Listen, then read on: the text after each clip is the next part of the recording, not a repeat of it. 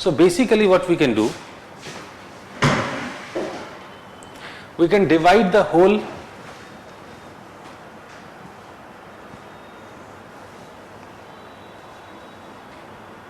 Vedic period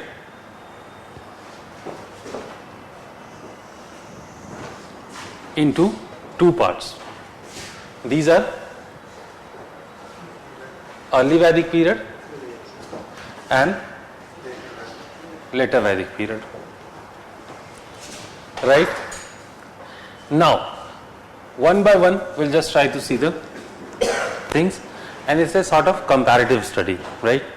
So the first thing, what was the date? For early Vedic period, normally we say this was from 1500 to 1000 BC. And for later Vedic, we normally say it was from 1000 to 600 BC, right? But again, you can understand that this is, to some extent, it might be true. And fixing the right age for both the periods is very tough, right? Because normally it is not happening that whatever the period we have assumed, that is, true. Because, basically what we have done for fixing the age for the early Vedic period, that we just try to compare it with the societies available or present in Central Asia, right? Because, and in fact, I must tell you that the availability of those texts such as Avesta and all are giving us a good, insight to understand or fix the age for the early Vedic period. And just by comparing from early Vedic period, we tried to fix the age of later Vedic period. Because no Vedic text is having proper age that you have understood, right? Because there is much controversy regarding the age of the, the Vedas or any other text such as Brahmins, right, or Aranyakas and Upanishads, composed on some different time, manipulations on many different times, right, compilation at a different stage. So somehow these are problematic, and that is why it is very tough to fix the age. But what kind of things helped us to fix the age for the early Vedic and the later Vedic? So as I told you that the comparison with the Central Asia, right, Central Asia help us to understand the age about this early Vedic period. And as I told you, that's a common assumption. Most of the historians believe on this idea, and that is why we say like that, because some other people are proposing different sort of time frame, because some are saying it started somewhere around 1400, right? Some are saying it started somewhere around 1300 to 900, that was the phase for the early Vedic period. Whereas some are suggesting the Vedic period started much earlier, somewhere around 1800 or 1900 started, right? So they all are having different ideas, right? But yes, in the lack of evidence, as the evidences are lacking, so somehow that is the date which is normally accepted by the historian, that we remember. So okay, fine, if we accept this is the date for this year, the early Vedic period, so now what happened to the later Vedic period? So we do know the Mahajanpada period, and we know that it started somewhere around 6th and 5th century BC. Then we assume one thing, okay, there is a new phase beginning, right? And this age is clear. The Mahajanpada age is more clear to us, because by that time we will find the writings started appearing, right? And as the writings of basically the Buddhist and the Jaina writings started appearing, right? So now it became easier, because most of the things, the earliest event that has been traced by historians is the death of Buddha, right? And then only you have started finding the fixed ages, like 483 BC, the 563, and these are the dates. Even I don't remember those dates and all, not important for history at all. Okay. So now just try to notice one thing, they have started dealing with the fixed dates, years, and that is definitely a remarkable success. Of course, they must be having certain sources on the basis of what they are doing like that. Alexander is attacking on 326 BC, accession of Asoka to the throne, right? So we have started knowing the fixed dates. So somehow we assume, on the basis of the Buddhist and the Jaina sources, at least we are sure that no, the society got changed somewhere around on 6th and 5th century BC, right? It means that the period which was falling between the early Vedic and the Mahajanpada could be called as later Vedic period, right? And that is why we gave this time to Mahajanpada. Now the second thing is extent, right? So if it is about extent, so normally for the early Vedic period, what we say that it was definitely these people must be living in Sapt Sindhava land, right? And on what basis we say that these people were living on Sapt Sindhava land? Rig Veda. Okay, references of rivers, right? So yes, there were so many rivers which have been referred in Rig Veda, and these are Indus, Saraswati. Indus. Tributaries of Indus, and the few are for Kabul. Okay. And Purushni and. So there were basically rivers which were passing through Punjab, Haryana, Pakistan, Rajasthan, right? So the rivers which were passing through these areas, these have been referred in Rig Veda, and in fact you'll find that the terms such as Ravi, right, Chenab, Jhelum, Saraswati, right, and Indus, right, the river which was passing through Afghanistan, Kabul, right. So, and they had different names, right? These names are not important, such as Ravi was known as Purusni, Kabul was known as Kubha, Byas was known as Bipasa, right? So Indus तो उसको सिंधु ही बोलते थे, ठीक है. Ghaggar Hakra was known as Saraswati, right? So they had used different names, but now as we found the similarities with these rivers, so if all these rivers have been mentioned, and Saraswati has been mentioned in a way that it is the most sacred river for the Aryans, right? So if all such evidences are there, so on the basis of that, at least we can say that these people must be living in the same region which is known as Sapt Sindhava land, right? But there's another source, I think I have discussed earlier also. There's a term that could be seen among the Vedic people. That term was Haryupya, right? And that Haryupya was basically, they have assumed that Haryupya was nothing but Harappa. So it has been said that these people might be living on the same region when the Indus, the Harappan people used to live, right? And that is why we assumed that this was the area for the early Vedic period, and they haven't referred a single time the Ganga and Yamuna. And as you do understand, if we'll talk about Hinduism, so I think you do understand that Ganga is more sacred river as compared to Saraswati or any other river. So if Ganga was so sacred river, and even though it has not been mentioned by them, so it is very clearly indicating towards the fact that no, this region was definitely not settled by the Aryans, and of course they living on to in that region, and that is the normal assumption we have, and that is where we find, because ultimately the best source might be for the early Vedic period. The best source for the early Vedic period must be the archaeological sites, but somehow the archaeological sites are completely missing, and the reasons are very simple, because these people were the nomadic people. I just told you in the last class that they were actually the pastoralist people, and if they were pastoralist, right, in that case definitely they are not going to remain in a single place for a longer period. And the second thing, that normally the pastoralist people did not use to carry numbers of stuff with them, because they have to move from one place to another place, and in such a situation of course you are not going to carry numbers of stuff. अगर आप लद्दाख जा रहे हैं bike पे घूमने के लिए, तो घर लेके थोड़ी जाएंगे आप लद्दाख, नहीं जाएंगे ना. आप तो मिनिमम बेयर जो एकदम जो है नेसेसरी वही लेके जाएंगे, ठीक है. तो ऐसे लोगों का कुछ अगर रिमेन बचता भी है, ऐसा नहीं कि हमें रिमेन्स आर्कियोलॉजिकल रिमेन्स दिखते नहीं है, दिखते हैं, but the problem is that we cannot discuss anything about those archaeological remains. एक जगह हाथ मिला, एक जगह पैर मिला, एक जगह कुछ मिला है, ठीक है, this is a joke sort of, so somehow we cannot conclude anything, and that is why we don't have any archaeological sources which is talking about the existence of or the settlement of the early Vedic period, right?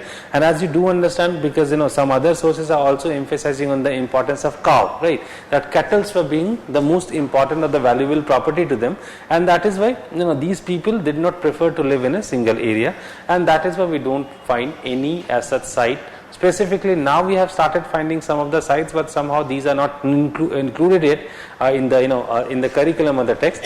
So normally we remember one thing: ki no, we don't have any archaeological site. On the basis of what we can prove this idea, but normally we can assume this on the basis of I mean to say the references of these rivers that they were living into that region, right? If we are coming to the later Vedic period, right? So there we find so many archaeological sites, such as there are so many archaeological sites that could be seen in the later Vedic period, and in fact here a culture started, that culture which is known as PGW, painted grey ware. The community which was there earlier, that community was not agriculturist. It was, but to a limited extent, right? But now agriculture has changed in later Vedic period, and that is why what is happening, definitely the extensive use of pottery could be seen, and of course if it is about agriculture, they might have settled on a proper place, and that is why we do find certain references or certain archaeological sites for the later Vedic period. And I hope you all know about those archaeological sites, such as Kurukshetra, Hastinapur, Ataranji Kheda, Alamgirpur, right? So these are some of the sites, and I hope you remember the location of these sites. Where? Western UP या दिल्ली के आसपास का जो area है. So the areas which are around Delhi, right, in a close proximity to Delhi, right, of Delhi, right, and the areas which are falling in the western side, western UP, right. So somehow, as we do find that PGW culture in such kind of sites, right, and here the things are very confusing. Let me tell you one thing very frankly, because PGW and at the same time OCP, right. So there are few sites which are OCP, and there are few sites which are, getting my point or not? And that is why it became so confusing, right? And that is why I just told you that while writing the history, we just focus on the Aryans and we completely ignored the contemporary Chalcolithic society. And in fact, if we accept this argument that the Aryans were coming from outside, if we accept this argument that the Aryans were coming from outside, even though we need to accept one more point, that there were certain tribal cultures in India, right? And this culture had its own pace of development, and definitely as per their own pace of development, they were developing, right? And we have seen that Indus and then Chalcolithic, and again in Chalcolithic there were so many categories. We have already discussed about that. In Chalcolithic we find the early stages and then the later stages, and finally they are improving like that, right? So in the same location sometimes we find OCP also, and I just told you there were so many sites which were normally considered as late Harappan, right?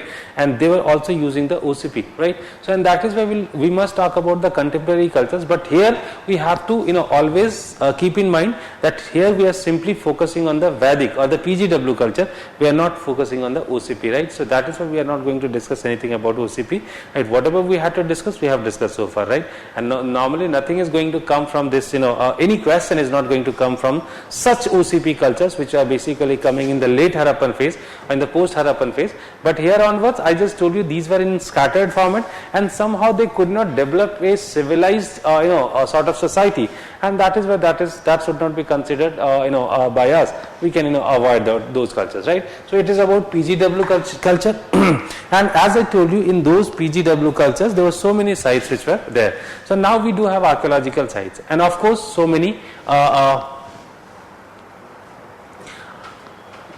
think I just did a mistake, right? I think before dealing with the extent, but even though I hope you must be knowing about that, first the first thing that we needed to discuss, the sources, right? So for early Vedic period it is Rig Veda, or in later Vedic period the rest of the Vedas and Brahmanas, Aranyakas and Upanishads, right? So in these texts it is that much simple only, nothing we need to know, right? So in these texts we'll find that now Ganga and Yamuna has been discussed, and in fact that Doab area, right, which is supposed to be very important for the development of Indian history, right, that Doab area is becoming very important, and I hope you understand the Doab, that Ganga Jamuna, the western UP wala belt I am talking about, right? So somehow we find that now it is the upper Gangetic plain where they started living, right? Upper Gangetic plain.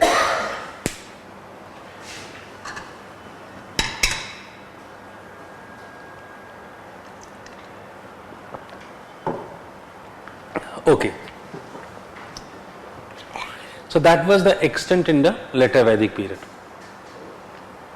But it is not that much simple. The extent, if you find, okay, initially they were living in the sub-Sindhava land, and then later during this later Vedic period something happened, and they just shifted to the upper Gangetic plain. So it is not that much simple. It actually there were so many complications or the complexities inherent in this, right? So we need to understand that also. But okay, I'll come to that, and later on we'll understand in a better way why did they shift to this region or preferred to shift on this region. So there is a logic behind that. Anyways, so that's all about this Vedic normal details for this Vedic people, right? But once we need to understand about this Vedic, so again I think the same criteria we are going to imply, right? The criteria, polity, right? Economy, society and religion, right? That's the best way to understand and we must be having a comparative approach to understand the Vedic period, right? So let us begin with the economy. Why economy? Because it will be easy for us to understand if we have begin with the economy, because more or less economy is one of the most important parameter or factor which is changing the flow of the development of the society, and that is why we need to discuss the economy. So let us begin the discussion with the economy.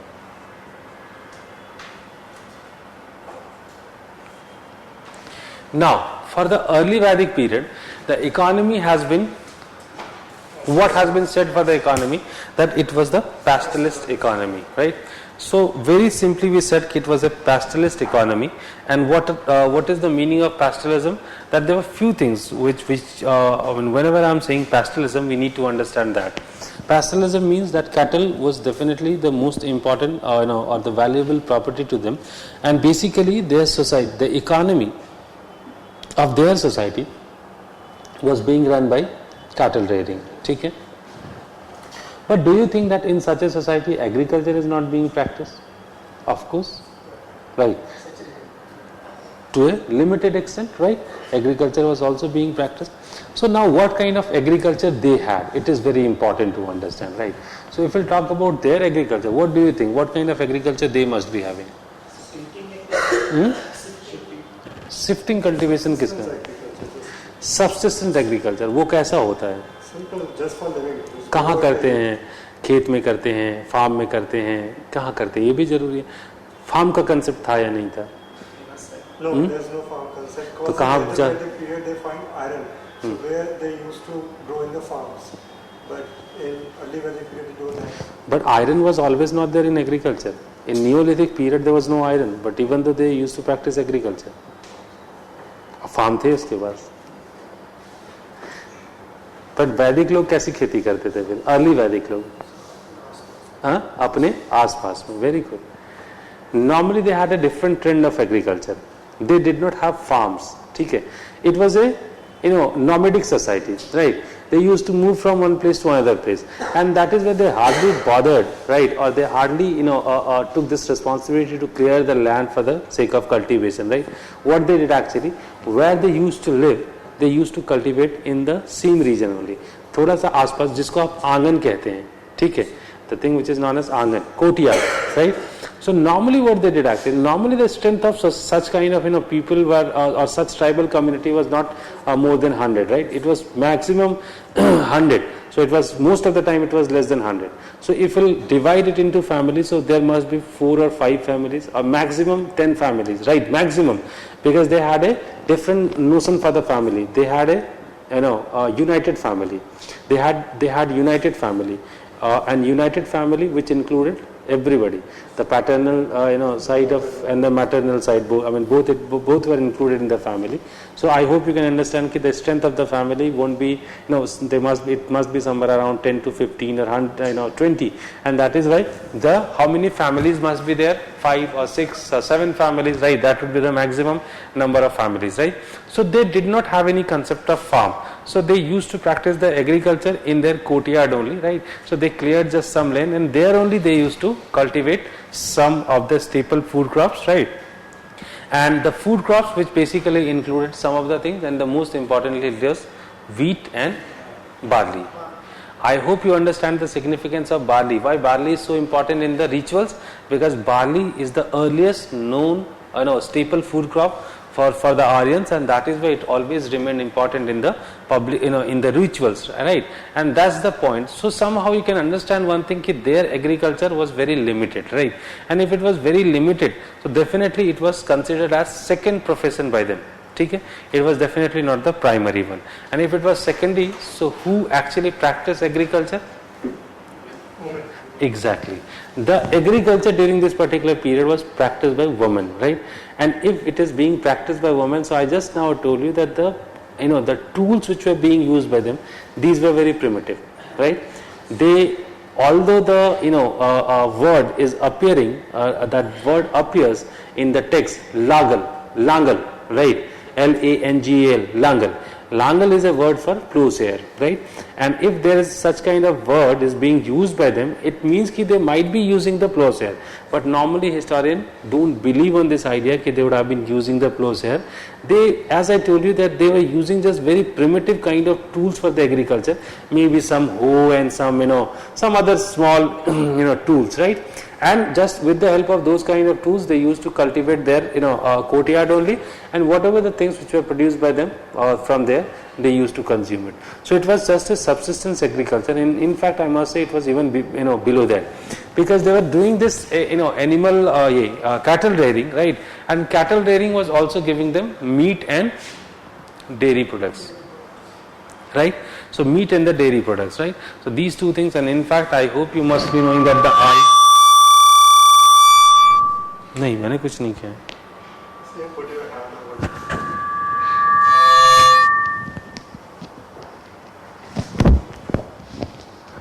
ठीक है.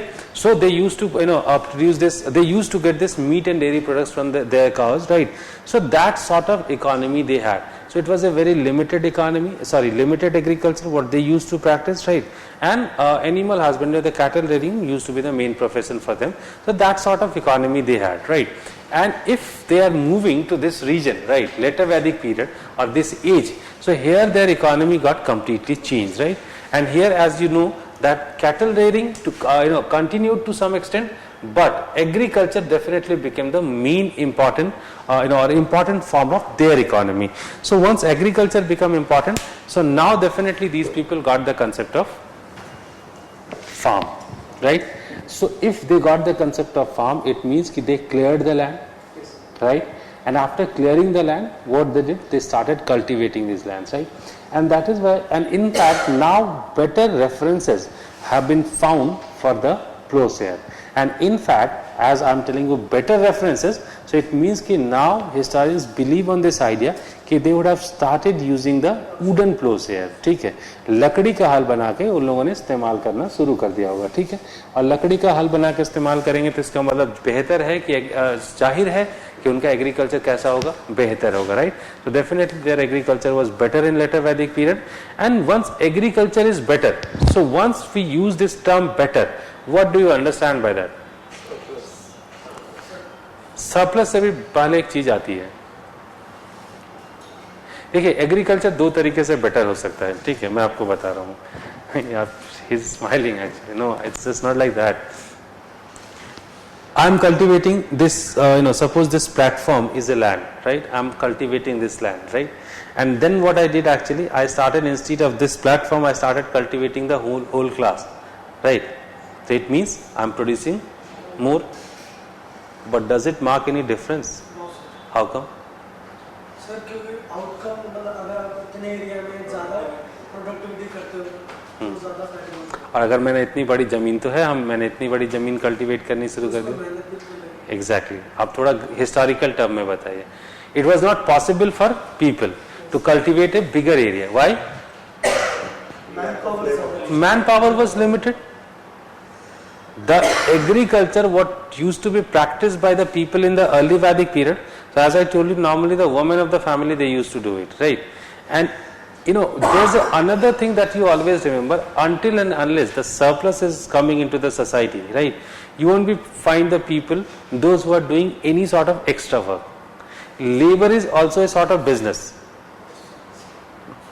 Providing labor is a sort of business, अगर आपको लगता है कि आपने उसको पैसे दिए उसको खरीद लिया, ऐसा नहीं होता है, आपने उसका लेबर खरीदा है, ठीक है, तो लेबर खरीदा, बेचने वाला भी तो कोई चाहिए तभी तो आप खरीदेंगे, ठीक है. So in this particular juncture you don't require or you don't find anyone who is selling their labour. Suppose this is the clan, right? So in this clan what is happening, everybody is actually working in their own farm, right? So nobody is interested in doing such kind of things like labor and all, right? And there was no concept of wage also, ठीक है, पैसा तो है नहीं, आप पे कहाँ से करेंगे, how will you pay them, right? So that is why this system could not work, and that is why instead of this land, if you can, if you are talking about extending your land or extending your cultivation, it seems practical, but it is actually impractical, right? Why it is impractical? Because you don't have labor. So you can imagine of cultivating the whole land, but it is not possible for you. So that is why increasing the land is not a big deal. Increasing the productivity is important, right? So once you have applied these kind of things, like once you shifted to the lower Gangetic, upper Gangetic plains, right? So if that area is better as compared to the previous one, because I have already told you that during the Indus Valley civilization or the late Indus Valley civilization, one thing that is pretty sure that there was some weather, change in the environmental condition, right? Or in the weather condition. Now weather is not like the, like this, it is not seen with the mature, with the weather of mature IVC phase, right? So definitely there is some problem. So if problem is there, and that is why if we'll compare with the previous region, so we'll find the better facilities are there in the upper Gangetic plains, and that is why we can say that to some extent they started producing surplus, right? To some extent, because still the agriculture was very much limited, so we cannot talk about huge amount of surplus creation, but to some extent they are creating. And whenever such kind of surplus is created, it is actually generating some parasites in the society. Parasites मतलब समझते हैं? Parasites. जो दूसरों पे dependent होते हैं. मेरी बात समझ में आई? समझ में आई? नहीं समझ में आई? आ गई. There are so many parasites in the society. ठीक है? They are not participant in the mode of production, and even though they are feeding themselves, such as Kshatriyas, Brahmans, right? So we can discuss, you can use such kind of, concepts there. So somehow as the surplus is increasing, the number of such parasites are also increasing, right? Parasites I'm not using in a negative term, right? That's the perfect word, and that is why I'm using it, right? So now the persons, those who are not participant in the mode of production, such kind of number would always increase, right? And in fact, this is the real reason because of what you'll find or notice numbers of changes in the later Vedic period. I'll come to that and I'll discuss. That is why just discuss economy first, and then I'll move to the next sections, right? So somehow you can differentiate between the economy of this period and this period, right? So yes, economy definitely, once you have started discussing about the economy of later Vedic period, so to some extent we can say the surplus is there, but that you have to consider to what extent the surplus is there, and if the surplus is less, so you'll find less number of parasites, right? Or less number of such communities which were not directly participant in the mode of production, but even though they are feeding themselves, right? So somehow this is one of the tradition that could be seen, but still the society would not have created that much amount of surplus on the basis of what we could have imagined, the developed craft practices or specialization in the craft practices, right? Or we cannot imagine, right, the trade and commerce, right? For these kind of things, I think some more amount of surplus was required, right? So if all such kind of things were not there, but even though we find that some people, some craft have been discussed by them, such as like chariot makers, right? And some were making tools, right, or weapons, right? So these kind of few professions have been discussed, but these professions, as I discussed for the Chalcolithic also, when the society is converting into a chiefdom society, then the craft meant something else. Craft did not mean the specialization which is coming into the. You remember that or not? कल की class में हमने बात की थी. क्या बताया था मैंने? Exactly. Very good. ये लड़का कुछ करेगा. बता रहा हूँ. No, seriously, it's good. Sorry?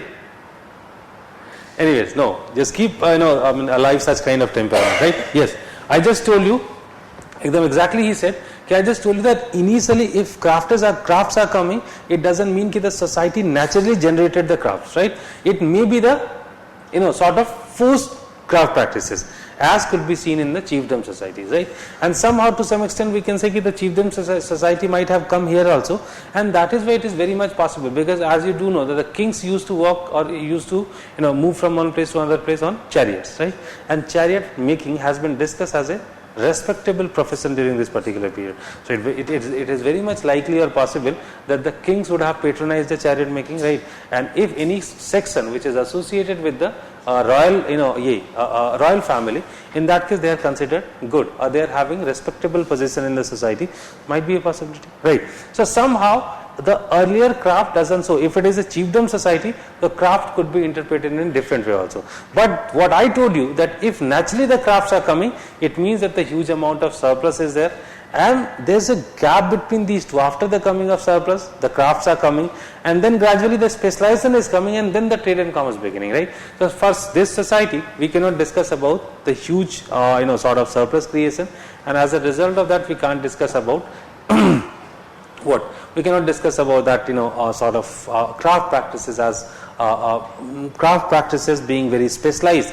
That cannot be discussed here, right? But to some extent, few crafts have been discussed by the text, and we normally assume that there might be, this reason for this craft practices during, this period, right? So, what kind of things were being produced by them? The same thing they continued with the, wheat, barley. But yes, now the signs or the evidences of rice can also be seen. So maybe they learnt about rice also. And look, rice, if you have discovered rice, or you have started cultivating rice, so rice is having so much significance as compared to wheat.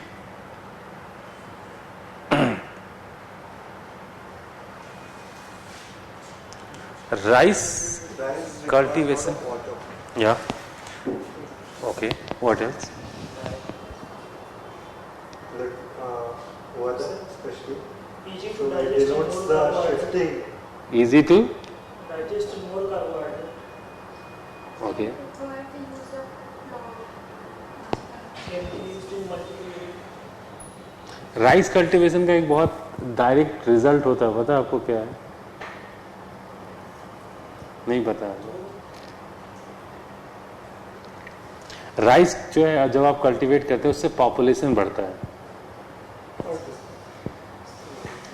If you are consuming the things which are there in rice, right, such as that water comes out after cooking the rice, right?